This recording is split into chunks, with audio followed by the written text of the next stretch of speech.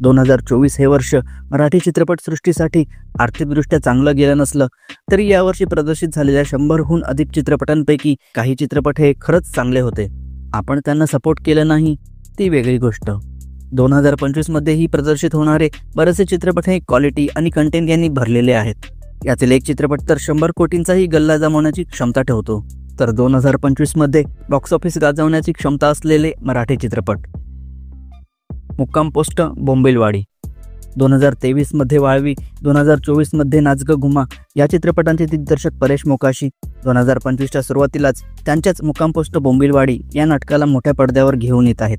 चित्रपटाचा ट्रेलर बघून त्यात कॉमेडी ही ठासून भरलेली असणार हे नक्की, पण प्रशांत दामले, आनंद इंगळे, वैभव मांगले, गीतांजली कुलकर्णी आणि सुनील अभ्यंकर यांसारखी तगडी स्टारकास्टही या चित्रपटात आहे, जी बॉलिवूड सारखी फक्त पेपरवरच तगडी दिसत नाही तर पडद्यावरही धमाल करण्याची त्यांची क्षमता आहे.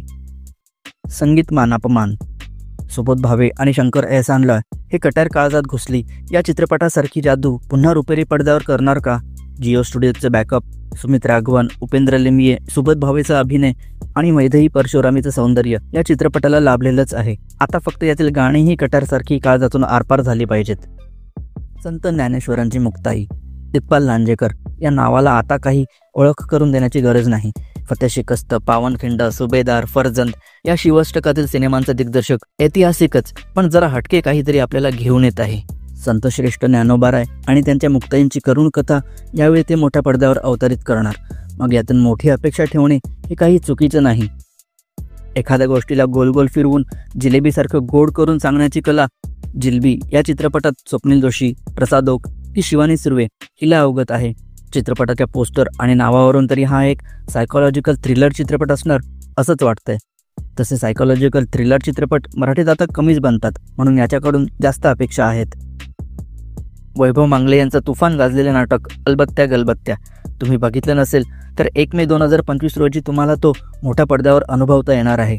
हा चित्रपट नाटकालाही मागे टाकतो की नाही हे बघणं इंटरेस्टिंग असेल. 2025 मधील सर्वात मोठा मराठी चित्रपट म्हणून याची गणना केली तर ती अतिशयोक्ती ठरणार नाही. वेडसारखा ब्लॉकबस्टर चित्रपट दिल्यानंतर रितेश देशमुखचा राजा शिवाजी हा चित्रपट मराठीत नवीन रेकॉर्ड स्थापित करण्याची क्षमता ठेवतो. रयतेच्या राजाची जीवनगाथा मोठ्या स्केलवर मोठ्या पडद्यावर पाहण्याची इच्छा महाराष्ट्रातील तमाम रयतेला आहे आणि 50% जरी हा चित्रपट अपेक्षांवर खरा उतरला तरी तो बॉक्स ऑफिसवर तुफान आणेल. वेडसारखा रिमेक चित्रपट जर 75 कोटी कमवू शकतो तर हा चित्रपट काय करेल याचा अंदाजही बांधणे कठीण आहे. रंजना अनफोल्ड: वयाच्या 20व्या वर्षी मराठी चित्रपटांची अभिनेत्री, 12 वर्षाचं गाजलेलं करिअर आणि त्या करिअरचा ट्रॅजिक अंत ह्या गोष्टी तर आपल्याला माहितीच आहेत.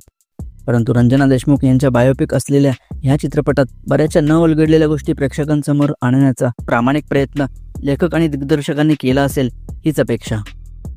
फर्स्ट क्लास दाभाडे: झिम्मा, झिम्मा 2 आणि पोस्टर गर्ल यांचा लेखक, टी सिरीज आणि आनंद एलराय यांचं बॅकअप आणि क्षितिज जोग, हेमंत ढोमे हे जोडपं एक वेगळा सिनेमा घेऊन येत आहेत. चित्रपटाचं पहिलंच इम्प्रेशन म्हणजे एक परिपूर्ण कौटुंबिक सिनेमा जो सर्वांना हसवणार, रडवणार आणि काहीतरी शिकून जाणार. 2 असे चित्रपट जे मागच्या काही वर्षापासून प्रदर्शनाची वाट बघतायत आणि दोन्ही चित्रपट बॉक्स ऑफिस तसेच प्रेक्षकांच्या मनावरही राज्य करण्याची क्षमता ठेवतात. गोदाकाठ: गजेंद्र अहिरे म्हणजे मराठीतील अंडररेटेड दिग्दर्शक. मराठीत थ्रिलर, आशयगन आणि नेहमी काहीतरी वेगळं करण्याचा प्रयत्न या दिग्दर्शकाचा असतो. कॉर्पोरेट क्षेत्रात फक्त झूम कॉल करून नोकरीवरून काढून टाकणे यासारख्या ज्वलंत आणि गंभीर विषय असलेला सिनेमा मागच्या काही वर्षांपासून फिल्म फेस्टिवल गाजवतोय. मात्र अजूनपर्यंत तो मोठ्या पडद्यावर प्रदर्शनाची वाट बघतोय. 2025च्या शेवटपर्यंत तरी तो प्रदर्शित होईल ही आशा. आणखी एक ऐतिहासिक चित्रपट जो 2023 पासून प्रदर्शनाची वाट बघतोय. महेश मांजरेकर दिग्दर्शित, प्रवीण तरडे अभिनीत आणि बॉलिवूड सुपरस्टार अक्षय कुमारचा कॅमिओ असलेला वेडात मराठी वीर दौडले साथ ह्या सिनेमाचं चित्रीकरण बजेटच्या इश्यूमुळे अर्ध्यातूनच बंद करण्यात आलं. 2025च्या अखेरपर्यंत तरी हा चित्रपट प्रदर्शित होईल का